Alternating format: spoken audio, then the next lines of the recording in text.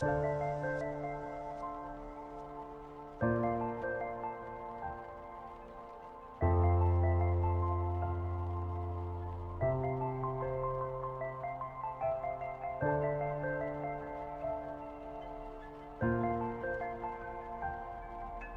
this, I think we got Jonah. I think he's thrown out in the middle of the ocean. I think he's not off the boat. Well, yeah, no, he can take it back. He is thrown, but he's not been swallowed. Okay, so I think he's treading water. So let's give a hand for Jeff McCleese. Going to come back and teach us on Jonah for the next couple weeks.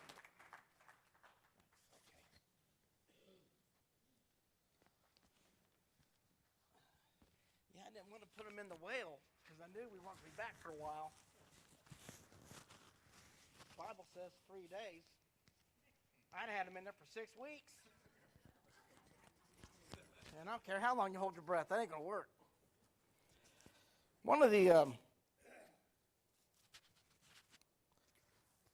okay, I'm old, and I have bifocals, and I'm not in my bifocal. There we go. Okay. One of the hardest things about starting a lesson, and it's Dad, Carl, Scott, anybody would attest to this. The hardest thing is getting started, getting the introduction going, whatever the topic may be, getting the introduction going, not just for the series itself, but also like for each night. And I had it lined out how I wanted to introduce tonight. And then something happened on Thanksgiving Day at Mom and Dad's house. And all of a sudden I thought, you know what, I'm going to, who says I'm scared? Yeah, well, you ought to be. It involves somewhat of you. Anyway, we're sitting there after I had eaten my 2 full plates of Thanksgiving meal, and Scott had his 7. We sat down at the out in the sunroom where Mom and Dad's house. Out in the sunroom, we had a table out there. We were sitting at the table, and Dad and Scott and myself were all just sitting out there talking. And I don't remember what the topic was or how we got to this topic, but we were talking about themes of sermons and whatever. And I don't know, Scott might have been talking about this coming month, going from Samuel to Christmas-themed sermons, whatever. And I said to him, I go, well, what's your theme for Wednesday night? Remember that? And then he looked at me funny. He goes, I'm hoping it's Jonah because you're doing it. And I was I do this for reaction a lot of times. I was fully aware of what was going to happen. But while we were sitting there, he says, Jonah. And at that time, Lincoln came up and sat at the end of the table. And all of a sudden he goes, Jonah? Jonah was swallowed for 3 days. And Scott, by the way, I want to make the record show that your pastor sinned Thanksgiving Day. Full disclosure, he sinned. And because I have never seen somebody more proud in all my life. And it was one of the deadly sins. And there it was. I could see it in his face. I could see it in his eyes. And he looked at me and goes, well, Lincoln, you're right. What happened? Swallowed by a great fish. Lincoln says this. And and of course, Scott, yes, you're right. Where was he going? And he goes, to Nineveh. And he knew this. And it blew us away. It blew me away. So how in the world does this boy know this? But here's the funny thing about what Lincoln said. And by the way, I was just kidding. Everybody knows that a Baptist pastor cannot sin. So we'll just get that out there. So anyway, the funny thing about, what's that? But you just did. Oh, yeah. Well, I'm not a Baptist pastor either, so I'm allowed to. So anyway, the thing what happened with Lincoln is what a lot of people think about the book of Jonah. Jonah is about a man swallowed by a fish. And that is the tiniest part of the book of Jonah. The book of Jonah is about a man of God who he runs from God, he gets mad at God, and you find all this in the life of Jonah. Now, the book of Jonah, Old Testament prophet, we know he was a good prophet, because we find in 2 Kings it talks about in his ministry he was successful, and King Jeroboam II loved him because he was prophesying prosperity to the nation of Israel. So he loved him. He was a prophet. He knew what it was like to walk in the light of God. He knew this. And then one thing happened. He was asked to go to a Gentile city, the city of Nineveh, which within 100 years will become the capital of the most horrendous, evil group of people and nation that ever existed on the earth. The Assyrians were ruthless, bloodthirsty people. We know that because the people of the Assyrians still live there today. And they will think nothing about cutting your head off and throwing your body to the side. That doesn't even cross their mind. There's not an ounce of guilt in it. But Jonah was this prophet. And real quick, I want to throw this out here now because I'm thinking about it. This is the first time, and maybe somebody can prove me wrong or correct me or whatever, but I believe this was the first time in the Old Testament that a man of God, a Jewish man, was given the instructions to go to a Gentile nation and preach to a Gentile nation. I think Jonah's the first time that this happened. I can't think of any others. And trust me, I've been racking my brain this past week just to think if there was any others by chance. Here's the funny thing. If you guys remember, 25 years ago, I did a Wednesday night series on the life of Peter. Do you guys remember that one? How many was here for the life of Peter?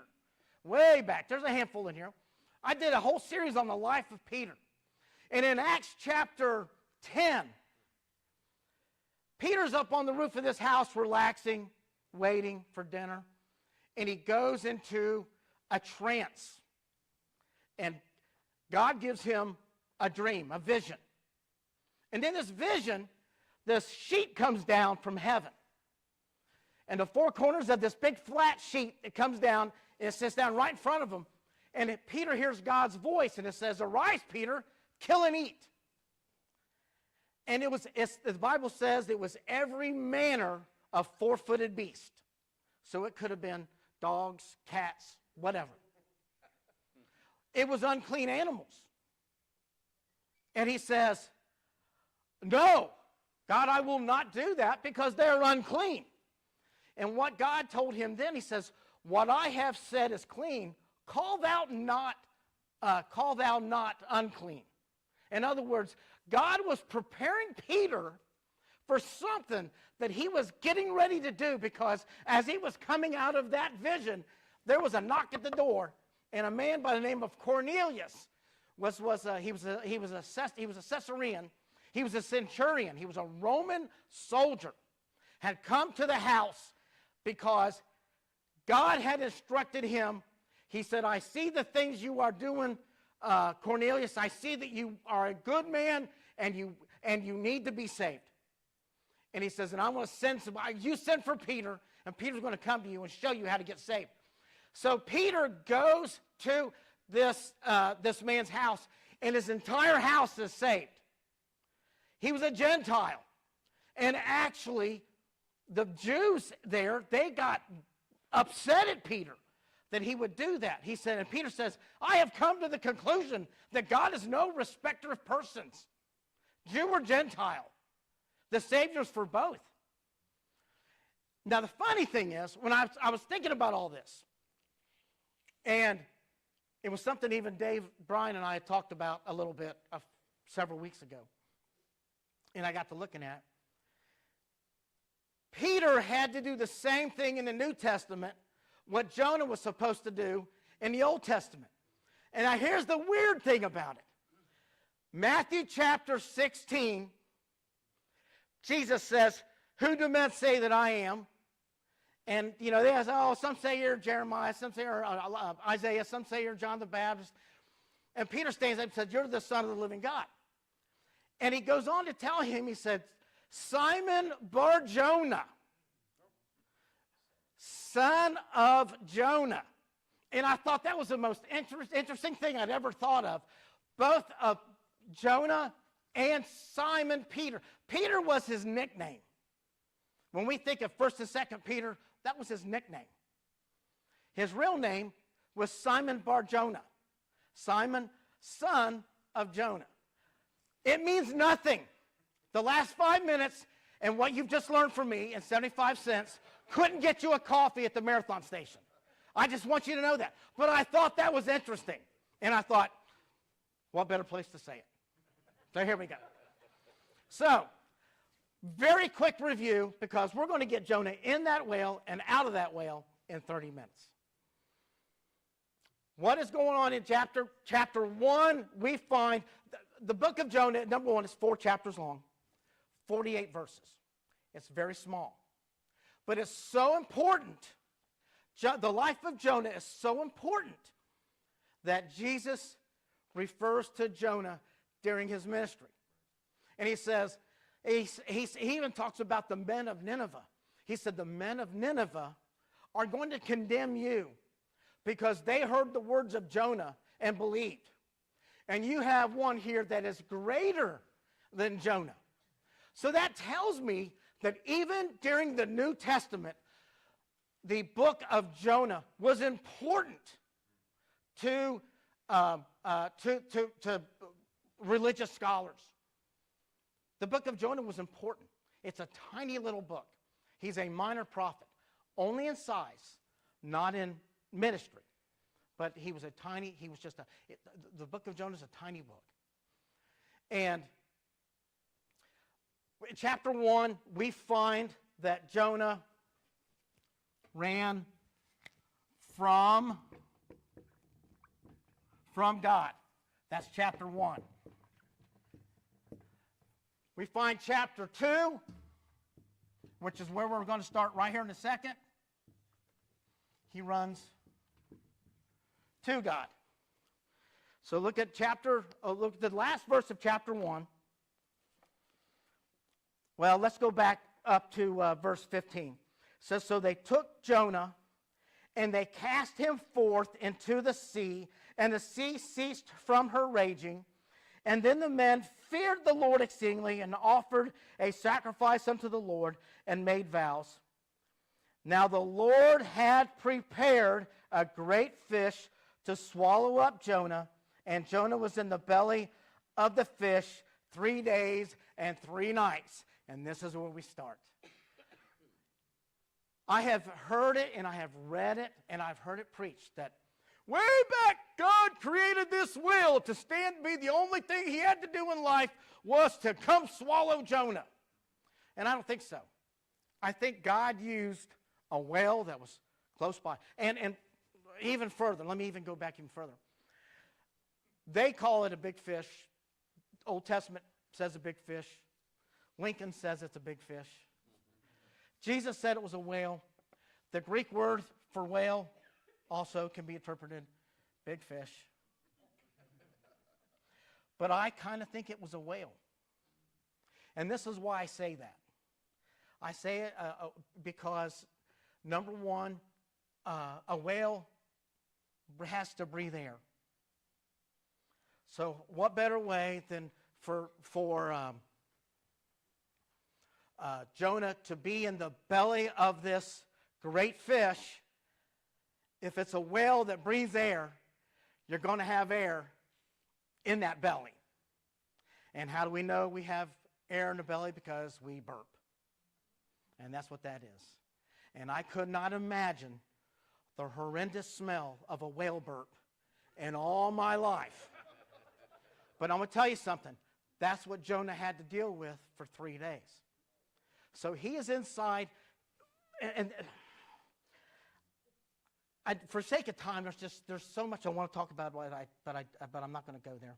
I will say this: the word in verse 17 says, "Now the Lord had prepared a great fish." Now I gotta write this down here because I had to.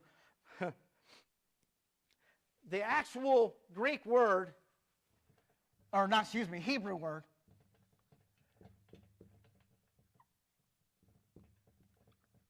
is how we would phonetically pronounce it, is maha. Maha is the Hebrew word that is used here, and it means prepared. It means to enroll or to appoint. So I think that when those men picked up Jonah and threw him over the side, that God, do you guys remember the Super Friends? Aquaman? A lot of you guys are my age, a little bit younger. Aquaman, and he would jump in the water and he would talk to the fish, and he'd go, blah, blah, blah, blah, blah, blah, blah, and all them waves come out. I have no idea how this worked with God. But when Jonah had no idea there was a fish waiting for him. He had no idea there was any way of escape. He knew one thing. If he didn't go over the side, the men on this ship were going to die, and it was his fault. How do we know that? Because he tells them, he says, I am running from the Lord. And all of this, they lost their cargo, their ship has been being damaged by these waves, they are fearing for their lives. And he goes, it's all my fault. And he didn't commit suicide, but he did tell these men to throw him over. Now there are really, in the Bible, Old Testament and New, there are pictures of Christ throughout it.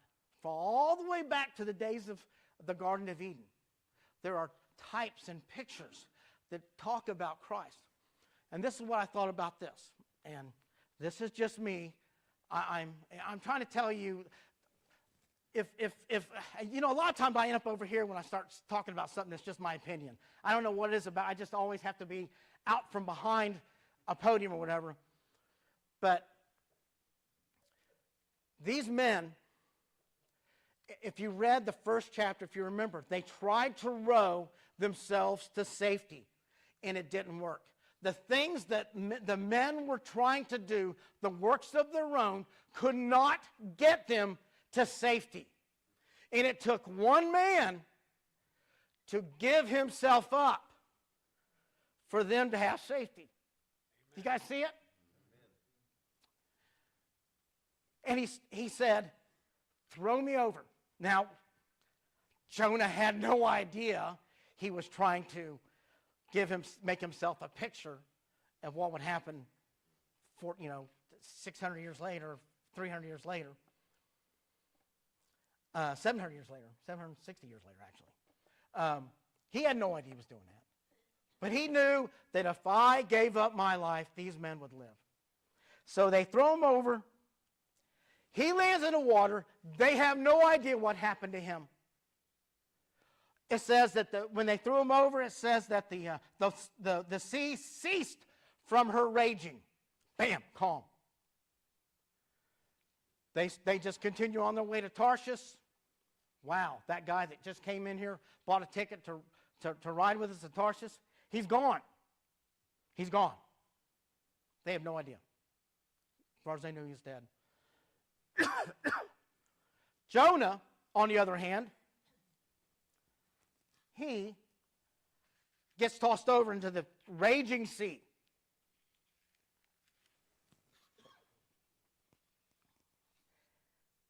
He has no idea what's going to happen. He doesn't know what's going to come. He doesn't know what's coming. He just knows that he has saved the lives of those men. He was giving his life up for them. It says here in verse 1 of chapter 2.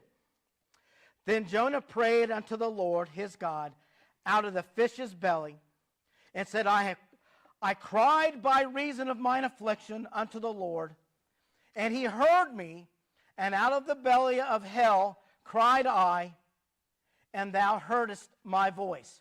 For thou, and this is what blew me away. I'm reading this stuff. Who threw him into the boat, or out of the boat? Who threw him? The sailors threw him.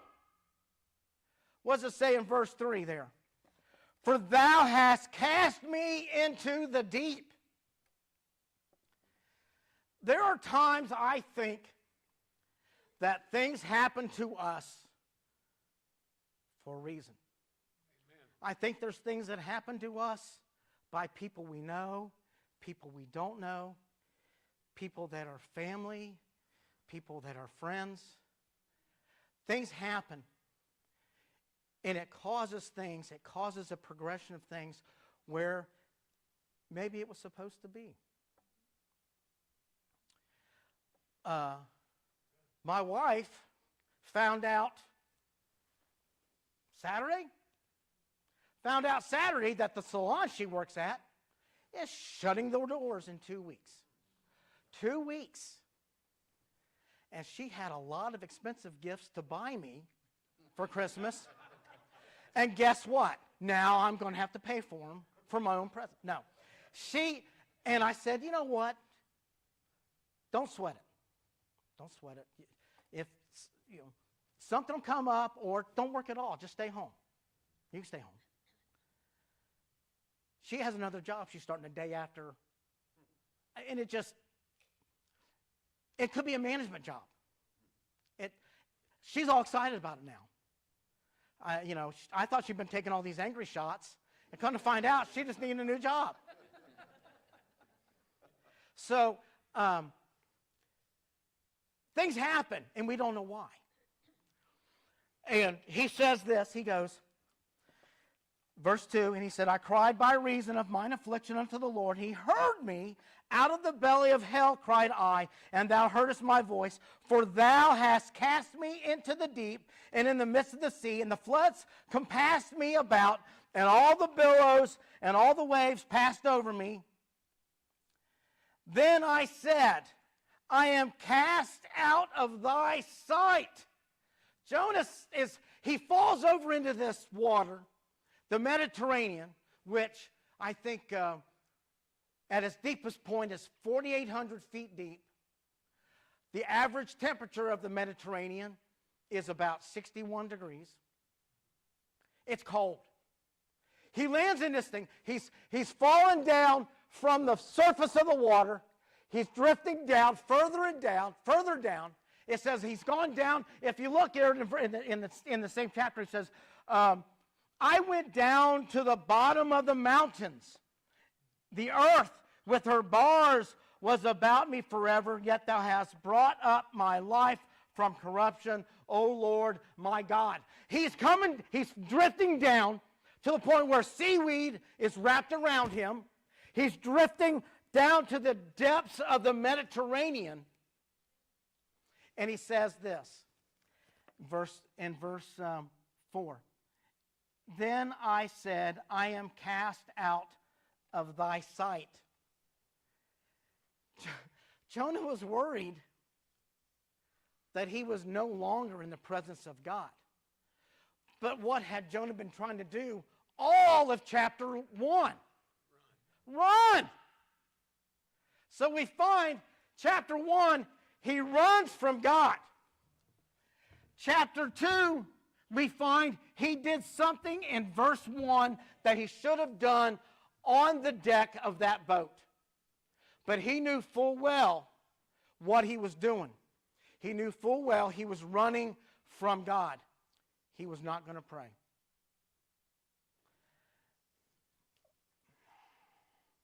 Like I told you guys a couple weeks ago, I spent many years not going to church. I was out. And then one day, Constance and I have been together for 11 years. About 7 years ago, I kind of met her side of the family. She had not really had much to do with her side of the family when we all kind of got together, and then we started playing cards on Friday nights. And Friday night is our game night. We go and we play games there. And then 2 years ago, right before Thanksgiving. And trust me, when I got there, I went through the 10 rounds of investigation to find out who I am, what I've done, where I'm going, everything. They want to know everything about me. And they knew that I had been involved in church for several years. So my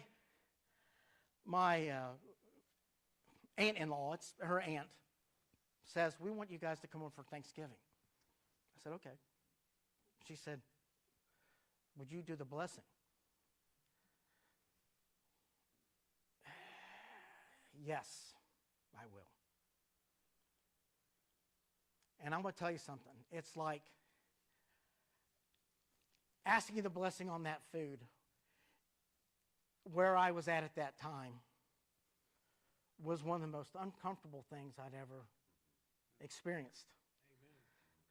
Amen. Oh, hi, God. Oh, by the way, this is Jeff. Can you bless this food for the family? You know, I could see him going back through and going, Jeff. I hated that feeling. But here's Jonah, running from God, not where he's supposed to be. In verse 1 of chapter 2 says he prayed unto the Lord. He had gone through the storm. He was still going through the storm, but he was about to get out of the storm. But he's going through this storm. And everybody in here has gone through a storm. And sometimes it takes some of the worst things in the world to bring you back to God. Amen. I remember something that Tom and Teresa said about a month and a half ago when they joined. Tom goes, it's a shame it took this to get us to join. And that stuck with me when he said that, because I thought, man, how many times does it? I don't know what I could have been like from a year ago to now, but I know a year ago I was supposed to do this thing on Jonah, and I was supposed to have a Sunday school class. And then I had a stroke. And I don't think I was ready yet to do that. Because I was here, and I was involved. Not involved. I was here. And I thought, this is where I want to be. I want to just be here. And I'm not built that way. And I didn't know for sure why it happened. Did I like the storm? No. I didn't like the storm. It's a struggle for me right now to keep my balance. Constance goes, why don't you just sit down tonight? And I go, I can't sit down, ever. I can't do it. I'm too busy, I'm too active. But it's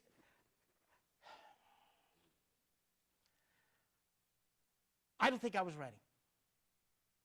And God said, I think you need a little more adjustment. I hate it. I hate that I went through it. I guarantee you, Tom and Teresa don't like going through what they go through. I guarantee you that Jeff, the stuff he's gone through, or Rick, the things they go through. It's a storm. And everybody's storm is different. It could be a marital situation. It could be a friendship. It could be a church. It could be family. It could be a death. It could be your health. Your health. Everybody goes through a storm. How you come out of that storm is what makes the difference. Jonah is not a story about a man and a fish. It's a story about a man who ran from God, and as the fish, the great fish, the whale, whatever you want to call it, became a means of deliverance. But I guarantee you, Jonah didn't see it that way right off the bat. And it says here that, he says, verse 5, the waters compassed me about, even to the soul, and the depth closed me round about. The weeds were wrapped around my head. I went down to the bottom of the mountains. The earth with her bars was about me forever. For thou hast brought up my life from corruption, O Lord my God. All of a sudden he comes to the conclusion, this whale wasn't my punishment. This whale was my deliverance. And he had a change of heart at this time where he goes, I know who put me in this water. It wasn't those men. It was you. You put me in this water. You saved me with this fish. Real quick, what can we learn from that? I think that God allows us to disobey. You know, God will allow you to disobey. When you come back to Him, God doesn't necessarily let the effects of your disobedience leave. I probably will have this. I went and saw a neurologist about a month and a half ago, 2 months ago. He told me that by January, whatever I have, I'm stuck with. And I'm telling you, people, it's a struggle. It's a real struggle. It's a struggle to swallow. It's a struggle to walk. Everything I do, it's a concentrated effort. And I'm stuck with it. And I'm stuck with it because it's my fault. It's my fault.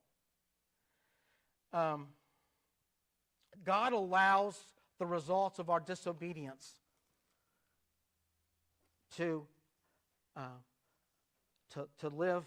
We're going to find with Jonah in the next week, we're going to find where he's going to have scars that I am 100% sure he dealt with the rest of his life because of the decisions that he made. So he says here, I went down to the bottoms of the earth. The mountains up around me became like bars, like he's in prison. He's down, and all of a sudden, boom! This whale comes and gets him and takes off swimming. So he is now inside the belly of the whale and everything that whale ate in the last 24 hours. And he is up to his neck in it. That's why I say I believe it's a whale, because I believe he had oxygen. He was able to breathe. Pitch black, smelling like rotten fish. He was like this for 3 days. And it says, verse 9, but I will sacrifice unto thee with the voice of thanksgiving, and I will pay that I have vowed. Salvation is of the Lord. Now, what vow was that?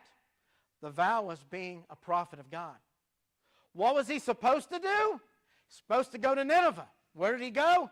He was heading 250 miles the opposite direction, or 2,500 miles the opposite direction, to a town called Tarshish, the furthest civilized city in that part of the world.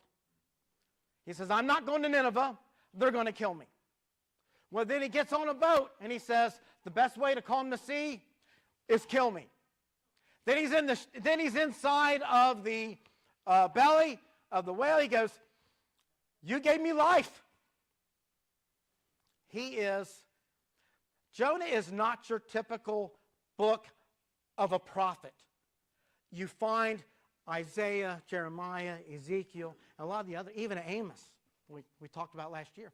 They talk about what you guys need to do to live right. And they were the beacon that you looked at. Oh, everybody look at Amos. Amos is the guy. We're going to Amos. We need him to quit telling us this stuff because it's too hard. Jonah's not like that. Jonah is like, he's a horrible prophet. He really is. He didn't do what he was supposed to do. He got people almost to the point of death because of it. He was a horrible example of a prophet. But I want to tell you something. Romans chapter 5. You know what? I got a couple minutes, and believe it or not, we're going to get him out of the wheel. Romans chapter 5, Constance. I don't remember what the page number was. No, I'm sorry, not Romans chapter 5. Romans chapter 15, Constance. Page number 1347. 1347. That way she won't spend it. By the time I get to the verse and read it, she's still trying to find it. Romans chapter 15, Paul says this in verse 4.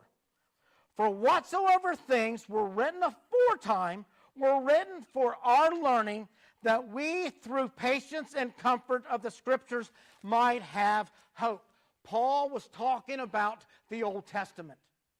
Everything you read in the Old Testament gives you instruction on how you are to live your life. Jonah's part of that Old Testament, and I know he is because Jesus quoted him. And if Jesus brought him up by name, he wasn't a myth, he wasn't a story, he wasn't a parable, he was a real person. And he talks about him, says, Jonah, as Jonah was in the belly of the belly of the whale for 3 days, so will I be in the heart of the earth. Amen. He uses Jonah as an example. So, Jonah's going through the storm. Now, real quick, I have one of the greatest preachers, I think, of all time. I'm a big fan of his. He was born in the 1500s. He died, he was my age. He was 58 when he died.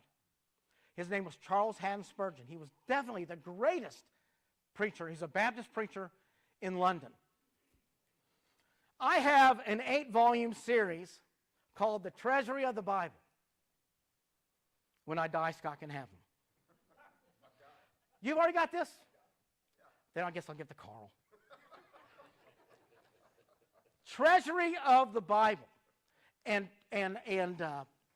he from Genesis to Revelation, he picks a verse and he preaches a sermon. And the sermon, I mean, it's small letters and it's pages long. I think that's the next one right there. So it's several pages long. It's almost word for word of what he says. He says this of Jonah, and I love this. And a lot of times when I do my studying, I'll go to Treasury of the Bible. He's got Treasury of the Old Testament, Treasury of the New Testament. It's all just a breakdown of what I have. I have the Treasury of the Bible. It's a complete thing. Charles Haddon Spurgeon says this. Jonah learned this. He said, first off, he talks about salvation is of the Lord, is what he said there. He says, no, I'm going to fulfill my vow, salvation of the Lord. And Charles Haddon Spurgeon says this about Jonah. Jonah learned this sentence in good theology in a strange college. He learned it in the whale's belly, at the bottom of the mountains, with the weeds wrapped around his head, and when he supposed that the earth with her bars was about him forever. Most of the grand truths of God have to be learned by trouble. They must be burned into us with the hot iron of affliction. Otherwise, we shall not truly receive them. And when I read that, the hot iron of affliction. You think of a hot iron. What do you guys think of when you think of a hot iron? Where does a hot iron come in handy at? For branding. When you brand something, It's permanent, right? It's a scar on the body. If you guys ever remember the show Yellowstone, they always branded them. There is a hot iron of affliction. There is a branding going on. I can blame Nina for this. Nina back there, she was one of my nurses when I was in the hospital. I had a peg tube put in, right there. I'm touching the scar right now. The scar looks like a second belly button. It doesn't heal. I don't know why they couldn't sew it up. Beyond me, why they can't. If I cut myself here, why can't they sew it up and you can't see it? But I have threatened Constance for some time now to get them pierced, both belly buttons pierced, and a little chain run between them. If she starts giving me attitude, I'll go get it pierced right now. Hey, I didn't say holy crap from there. So, but that's, with Jonah, he says all this, and he says this prayer. He felt that hot iron of affliction. He's going to have scars. And it says here in verse 10, and we'll be done just a second. And the Lord spake unto the fish, and it vomited out Jonah upon the dry land. So he's there, and he says, he's in this complete pitch blackness, smelling, who knows what he was smelling. And he's praying, he says, I am going to fulfill the vow that I made to God. Blah! Out he goes. That quick. The whale vomited him out on the dry land. And he says this, verse 1 of chapter 3, and then I'm done, I promise. Actually, no, verse 2, verse 1 and 2.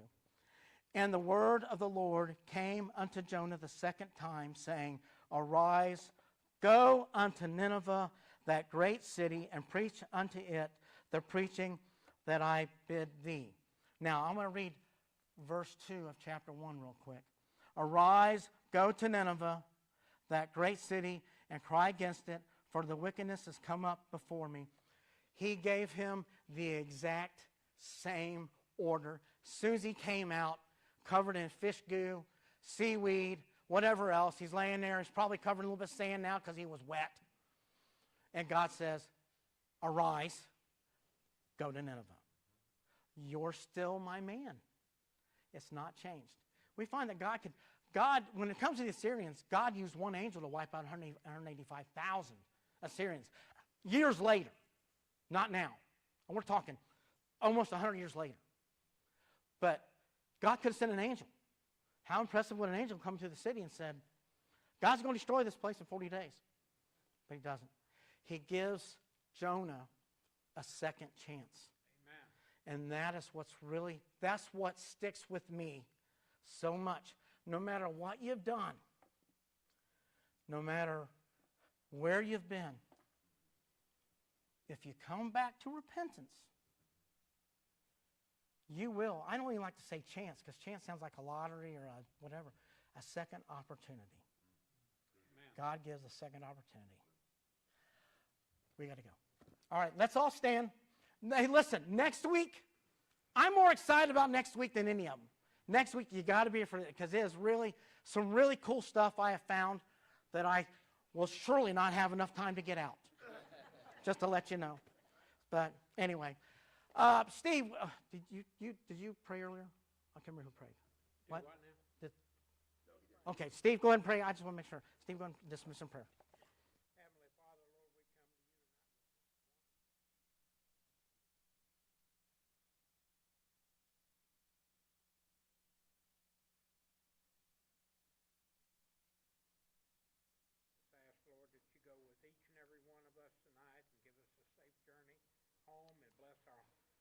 Bless our homes, and Lord, we just want to thank you for every opportunity you give us and the things that you give us to succeed in life. And just be with us, Lord, and bless our families and our homes and those that are sick and afflicted. And we ask all these things